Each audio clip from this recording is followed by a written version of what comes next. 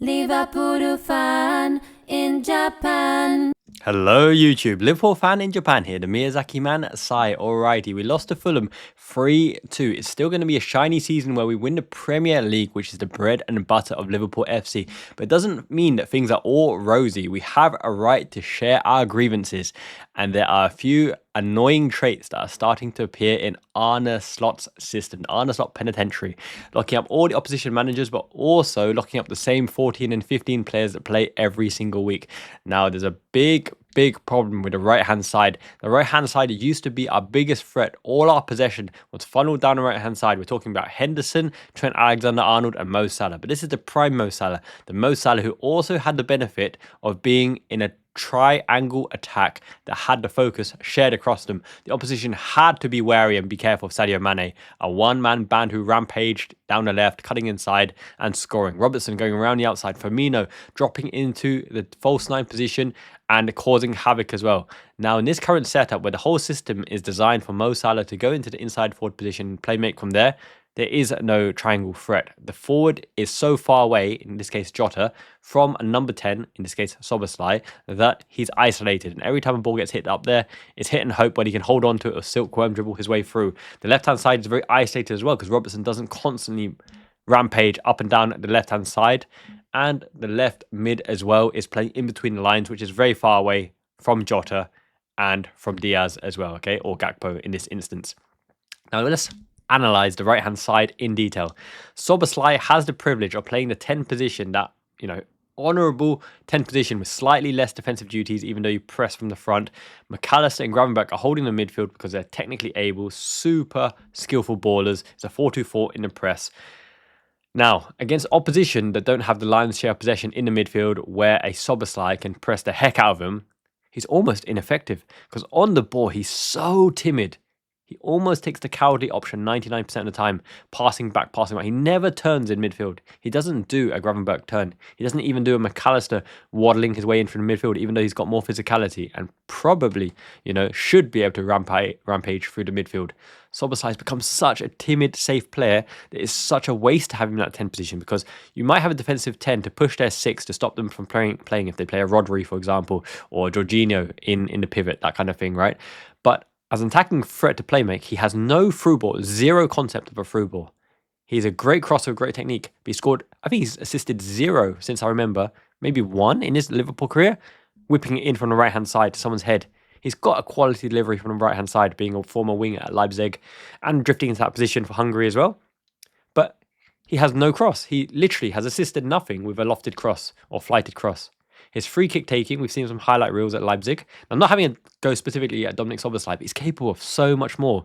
He's been kind of shafted and penned into a safe role in the 10 position, except that he can't hold the ball in the 10 position. Curtis Jones holds the ball high up, the most difficult skill in world football, holding it between the lines of their 6, where everyone has put a double pivot nowadays, especially Fulham, right? Fulham put the double pivot there as well. Sander Berger, fantastic job there as well. Andres Pereira, going deep on occasion as well. Lukic dropping back as well.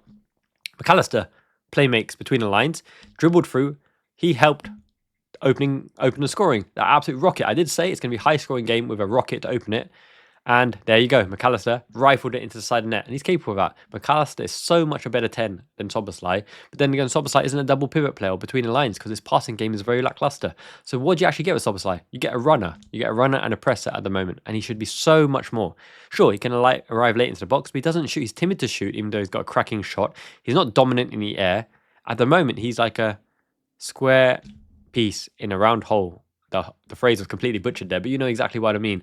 And when he's not offering in the 10 position and Mo Salah is stuck on a right wing, Mo Salah against Anthony Robinson, even if Mo Salah beats him on a dribble, he's not going to be doing anything productive because Anthony Robinson can recover and get back there to block him off. Coming inside, Anthony Robinson blocks him off and he's going to congested area. He's not getting the freedom and the space in the inside forward position, and it's very worrying in the absence of a Trent Alexander-Arnold to play in the right back position, because you could have a situation where Szoboszlai and Salah hold this opposition high up, which gives Trent Alexander-Arnold the freedom to ping his passes, right, in that kind of inside right channel where he dominates. We have no Trent. Curtis Jones, total baller, doing a job at right back, even though it's not his favoured position. He went into the line of the 10, as you saw on the live stream on Big Up. Thank you, everyone, for joining me on Big Up, by the way. Really, really appreciate it. It was a nice session. I did say it was going to be a high-scoring game. Unfortunately, it went the wrong way. We're going to talk about the defence in a bit as well. But the fact that Szoboszlai just is ineffectual, Mo Salah is negated on the right wing when we don't have other threats. He's lost pace. He's one-dimensional. He can't dribble. He's very left-footed as well. Unless he can play make, he's never going to be a goal threat. Doesn't even get into goal-scoring positions anymore, okay?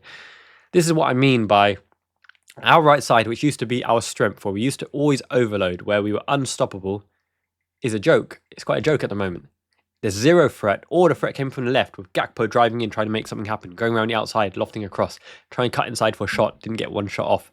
Lucho Diaz driving in, trying to make something happen from the left. Nothing happens on the right-hand side. Salah is only operational when you have a bombing fullback like a Conor Bradley rampaging up to give him the space to come inside. But even then, he's going to a congested area. He can't beat a man with skill. He can't be a man with pace. He's got playmaking ability and ability to late run into the box for tapping.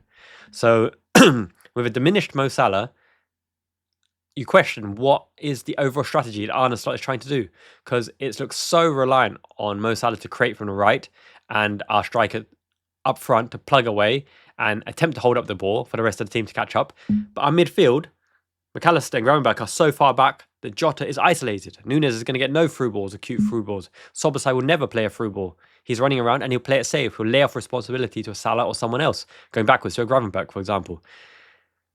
Very confused. Very, very confusing strategy, right? Overall. Curtis Jones isn't going to beat anyone for pace. Szoboszlai doesn't seem to dribble anyone. Salah can't beat anyone for pace. The right-hand side is completely dysfunctional and no momentum there, which is even more questionable when Salah never gets substituted. It must be something in his contract that says he can't be substituted for 80 minutes when he starts a game, because no matter how poor he is, no matter how ineffectual, and Arne Slot's trying to cover it up in the media by saying that, yes, he might be quiet, but he can pop with, you know, the winning goal, whatever. But he doesn't create it on his own. Someone else puts him in position to score that winning goal, which means that someone else could be putting another player, a Chiesa, for example, who's actually shooting, actually getting the goal scoring positions, actually doing good on the transition and trying to beat a man and has shot power as well and can shoot with left and right foot. Someone could be playing Chiesa in. So Arne Slot deserves a lot of credit for getting Liverpool within the closest margins of winning the Premier League, and hopefully we complete it as soon as possible to, you know, for the relief of all the Liverpool fans worldwide. But the stubbornness in first team selection when players are massively out form, you're talking Szoboszlai and Mo Salah, when you have a squad that's itching. Did you see how effective Harvey Elliott was? Majestic player, tries inventive techniques, passing through the lines, blind ball passing, cracking shot that was unfortunate, hit the post, right? Curling effort. He's a massive goal threat. He play makes, he passes the ball through the lines. He's a ultimate playmaker, Harvey Elliott. He's just slow and small, but he's such a quality silky player. We played better with him on. We played better with Chiesa on. Lucho Diaz, for all his critics, he got the goal to bring us back into it. He was direct. He attempted things. His work ethic is never in doubt as well. Conor Bradley, right? He is a phenomenal footballer. He's not just a right back, a marauding right back. He goes into the right 8 slot many a times. He goes into attacking midfield. He can beat a man with pace. He can drop the shoulder and jink and beat the man. He can play a silky through ball. He goes in opposition area to shoot as well. He can shoot left-footed as well. He's got a great cross. Conor Bradley is the future. We don't need any more conversations about a first-choice right back in the absence of Trent Alexander-Arnold. Conor Bradley is it, and he will get over his injury problems, I have no doubt, because they're going to look after him well. But we do need a backup in case Gomez or Karen Ramsey isn't the preferred option, and Curtis Jones and Quansah pseudo options. The lack of Wataru Endo in this particular game absolutely drove me bonkers, because how many times did we give Iwobi the ball? Let's talk about the defence now. Robertson actually played really well in the opening 15 minutes or so, and then gave a awful ball into Iwobi, into the middle pitch. We made for Fulham again and again. We found Iwobi again and again. He wears a white shirt. Hello, lads. We gave Iwobi the ball again and again and again. Van Dijk gave it to him. Konate gave it to him. Konate dropped the ball to give it to him. Konate almost did a Jimmy Traore. Was it against Burnley? Against Chaplow? Zinedine Zidane spin. Konate tried in the box.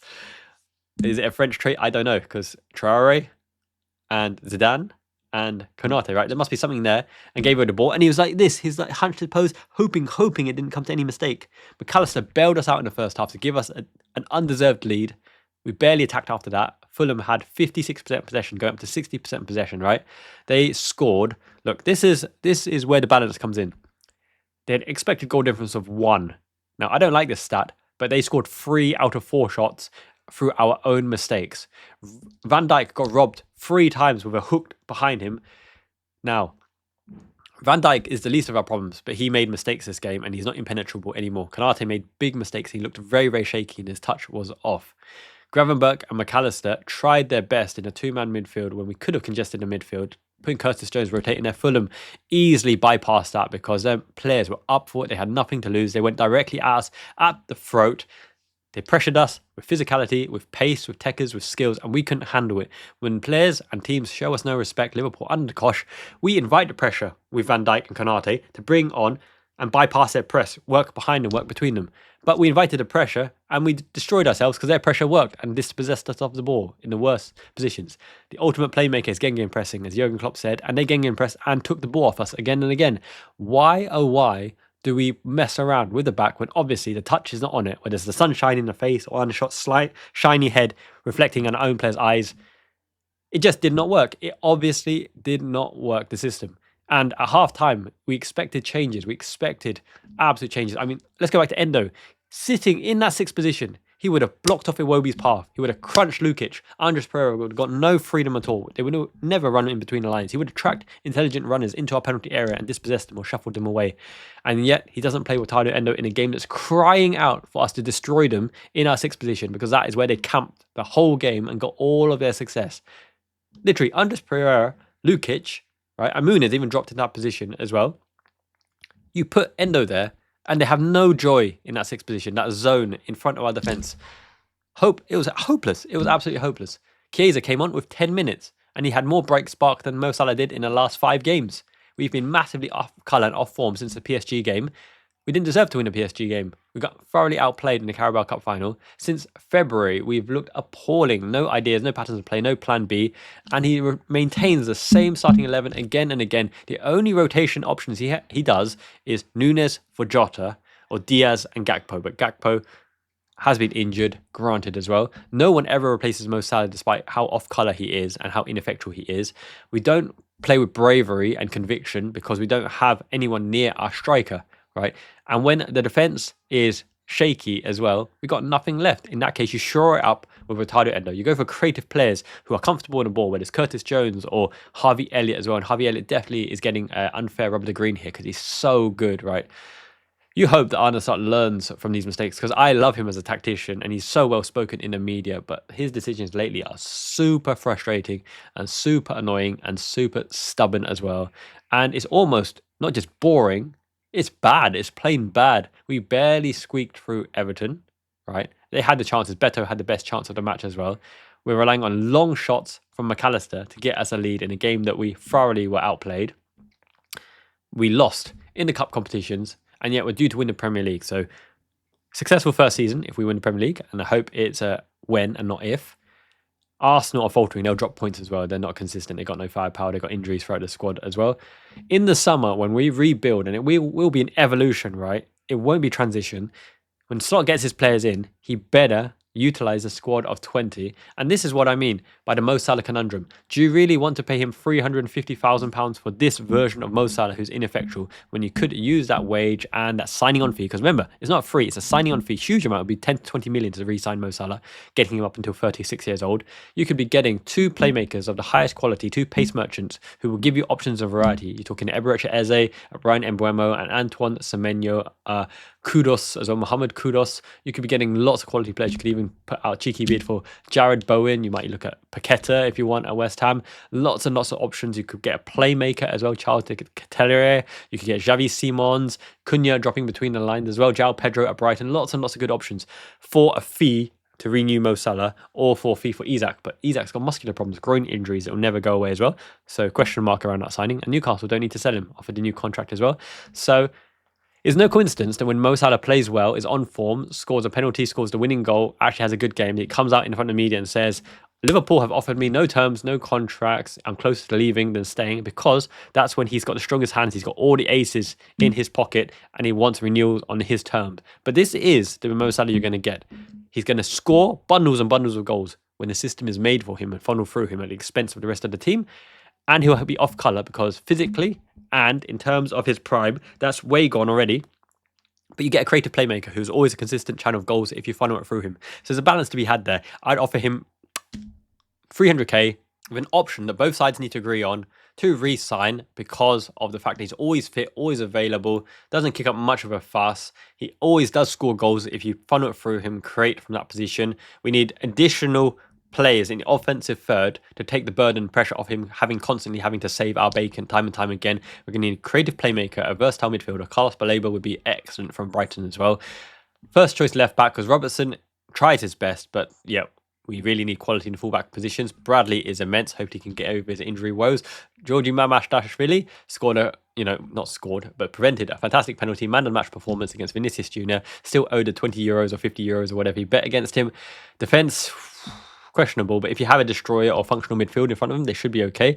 McAllister, Gravenberch, pure silk. Endo should be utilised more because in some games you need a destroyer to get us on the front foot, and the momentum change when he crunches someone, puts us on transition, off we go.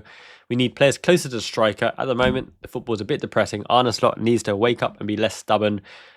Let's crawl and crag our way up the mountain to the Premier League, but once again, it's a struggle watching Liverpool at the moment. But once again, thank you everyone, Liverpool Fan in Japan members, for supporting the channel.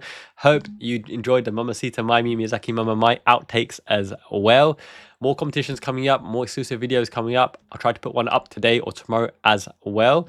We've got a nice run of games coming up very, very soon. All very, very beatable teams. West Ham, for example, Tottenham, for example.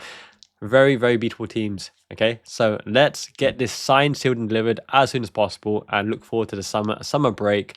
Let's get some big players in. I think we will sign a lot of players despite what people say. And whether Salah signs or not, Liverpool have a bright future. Van Dijk should sign. He's the captain, respected compatriot of Arne Slot. He will definitely sign, in my opinion. But he's not the prime Van Dijk of old, prone to a mistake. And we need to up our game. Szoboszlai needs to be dropped. I'd love to see more of Harvey Elliott, either in Szoboszlai or Salah's position. Chiesa deserves more minutes as well. Always positive, always smiling, always giving a hit as all as well. I think he will get a chance next season as well. Let's see the team and what they can do. And let's have an open bus parade. I'll try and make my way there. Let's see if it's possible. I'm not sure if it's possible. I've got responsibilities here as well, right? With the two young ones, Mushroom Boy Ato and Triple Me Mia. But until next time, Miyazaki Man Ichiban. Make sure you like the video, subscribe, air your annoyances with the current Liverpool performance, form, and Arne Slot as well. He's not infallible. I love the man. I love Liverpool. But look, let's be honest. Let's be upfront. Doesn't look good at the moment, right? But we'll win the Premier League. Okay, until next time, Jan here. Have a great day. Ciao.